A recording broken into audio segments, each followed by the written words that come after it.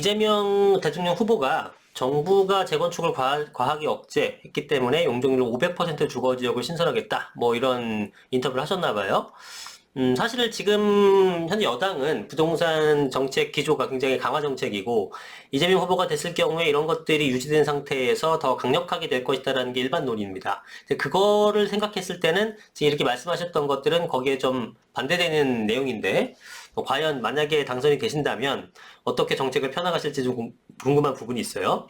뭐 지금 현재 야당 같은 경우는 재건축 재개발에 대해서 워낙에 완화적인 제스처를 취했기 때문에 이렇게 얘기하는 게 뭐 이상하지 않은데 지금 이재명 후보가 이렇게 얘기하니까 한번 기사를 살펴보도록 하겠습니다. 자, 안전진단 기준도 완화시켜주고 재건축을 금기시 말아야 된다라고 현재 정부와 좀 차별화를 하고 있고 박원순 시장의 도시재생 사업이라는 것은 재개발 전면 철거 재개발이 아니고요. 거기에 일반 뭐 계단 좀 수리 좀 해주고 벽에다가 좀 칠도 좀 해주고 보도블럭 좀 갈아주고 간판 바꿔주고 이런 것들입니다. 근데 그런 것들이 도시재생을 통해서 굉장히 수백억의 그 비용이 예산을 썼는데 거기에 대한 그 주민들의 만족도는 대단히 낮아가지고 이 도시재생 사업은 사실상 실패한 사업이 아니냐 이런 평가를 받고 있는 그런 것들이에요. 그래서 박원순의 도시재생에선 주민 고통을 간과했다 이렇게 평가를 내리셨고 분양가 상한제 등과 상충하는 정책인데 당내에서는 부동산 자가당착. 왜냐면 지금 뭐 민주당에서는 지금 현재 이재명 후보가 발언하는 것과는 맥을 같이 하는 게 아니잖아요. 그래서 자가당착 우려도 생긴다. 이런 우려 섞인 목소리도 나타나고 있어요. 자, 지금 놀라운 거는 재개발 재건축 용적률을 500%까지 늘리겠다. 이게 지금 그야말로 좀 솔직하게 얘기하게 되면 당선을 위한 그냥 공약인 건지, 실제로 이런 생각을 하고 있는지, 그것까지는 저도 모르겠습니다만, 만약에 재개발 재건축을 500%까지 늘리게 된다 그러면은, 나중에 어떤 후차적인 문제를 뒤로 하고, 재개발 재건축 아파트나 빌라 가격이 미친 듯이 뛰어오르는 현상이 생겨나게 될 겁니다. 자, 그래서, 뭐 제가 얘기 드리고 싶은 건 이거예요. 뭐, 향후에 어떻게 될지 모르겠지만, 재개발이나 재건축에 대해서 완화적인 제스처를 취할 때도 있고, 어떤 정부이냐에 따라서, 강화적인 정부, 그 제스처를 취할 때도 있는데, 어찌됐건 재개발 재건축은 미래에 신축이 된다는 개념은 바뀌지가 않는 거예요. 그죠? 언젠간 된다는 건데 그게 좀 지연되느냐, 아니면 좀 빨리 되느냐, 이런 정도 차이거든요.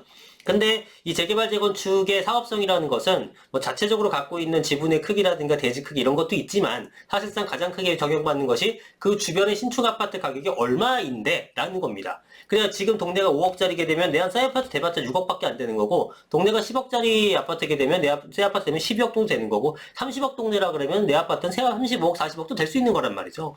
그래서 가격을 좌우하는 거는 그 동네가 얼마나 좋은 입지를 갖고 있는지 그거를 좀 판별하는 거거든요.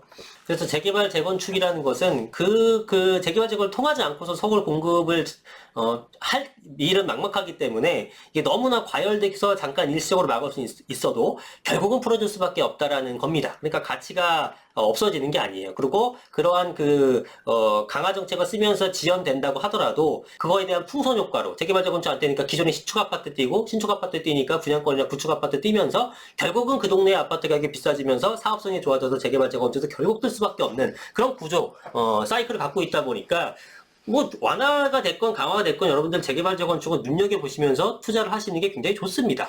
결국은 여러분들이 신축을 다 원하잖아요. 너도 나도 신축 원하는데 결국은 신축이 될 수밖에 없는 것들이다. 좀 늦어지면 어떻습니까? 압구정도 현대아파트가 늦어진다고 가격이 떨어집니까? 여의도 같은 것들이 오래 걸린다고 가격이 떨어졌습니까? 그렇지가 않아요. 계속 올라갈 수밖에 없는 겁니다. 그래서 투자 관점에서는 내가 꼭 그 아파트가 완성이 되는 걸 눈으로 봐야 됩니까? 투자 관점에서는 저게 허름해도 상관없어. 내가 샀을 때 허름하고 10년 지났지만 허름해도 상관없어요. 왜? 그래도 가격은 올라있기 때문에. 그래서 투자 시각으로 봤을 때는 가격은 올라줬기 때문에 만족스럽다라는 겁니다. 빨리 되면 더 좋겠지만 그렇지 않아도 상관없다. 그래서 재개발 재건축은 열심히 여러분들 눈여겨보시고 특히 이제 뭐 이런 식으로 또 완화 정책을 취한다 그러면은 그동안 재개발 재건축으로 강화 정책으로 눌려 있었던 가격이 한 번에 팍 튀어올리기도 합니다. 그래서 결국은 올라요. 그래서 얘네들 참 관심 있게 보셔야 하는 것이 맞다. 좀 이 말씀을 좀 드리고 싶었고요. 어쨌든 용적률 500% 4중 주거지역 신설 이게 되든 안 되든 이런 얘기가 나온 것만으로도 현재 여당 후보 입에서 나온 것만으로도 굉장히 파급력이 크지 않을까. 부동산 시장에 미치는 영향은 그럴 걸로 보여집니다. 그래서 안전진단 기준도 완화시켜도 되고 대신에 이제 이런 건 있겠죠. 이렇게 풀어주면서 속도를 내되 어디 갔습니까? 초과이득 환수에 대해서는 좀 적극적으로 하겠다. 이럴 수는 있어요. 그럴 수 있죠. 그래서 빨리 해서 수익도 크게 하되 그 수익을 좀 쉐어하자, 국가랑 뭐 이런 정도의 개념이 포함될 수 있을 것 같긴 합니다.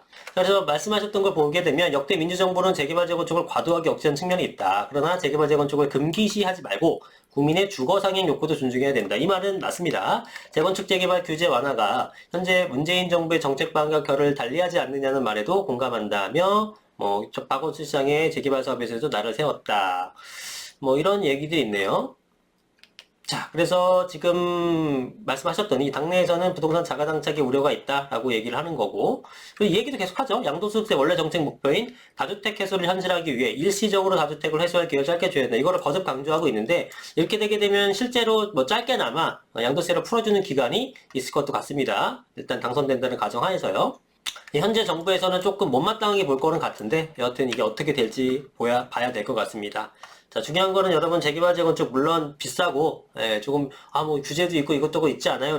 말씀하시지만 궁극적으로 장기적으로 봤을 때 여러분들 이런 것들이 가장 돈이 되는 부동산임은 부정할 수 없습니다. 주변이 실제로 뭐 간접적인 개발 효과라 그러죠. 뭐 지하철이 들어옵니다. 공원이 들어옵니다. 뭐 커다란 마트가 생겨요. 좋아요. 우리 집의 가격 상승 영향이 미치는 영향이 맞는데 진짜 중요한 거는 나는 가만히 있고 주변이 바뀌는 것보다 내 자체가 깔끔하게 바뀌는 것이 가장 가격은 많이 오르는 겁니다. 직접적인 개발이 되는 거. 그죠? 내 친구들이 아주 뽀샤시해졌어요. 그럼 나도 돋보이게 되지만 내 자체가 옷을 갈아입고 멋있어졌어. 그러면 그게 가장 돋보이는 거 아니겠습니까? 내 자신이. 그래서 재개발 재건축을 통한 직접 옷을 갈아입는 게 좋은 거지 주변의 간접적인 효과보다 그게 더 크기 때문에 조금 상급지는 아니더라도 뭐 신축으로 바뀔 거다. 재개발 재건축 이런 것들은 항상 눈여겨보고 투자에 임하셨으면 좋겠습니다.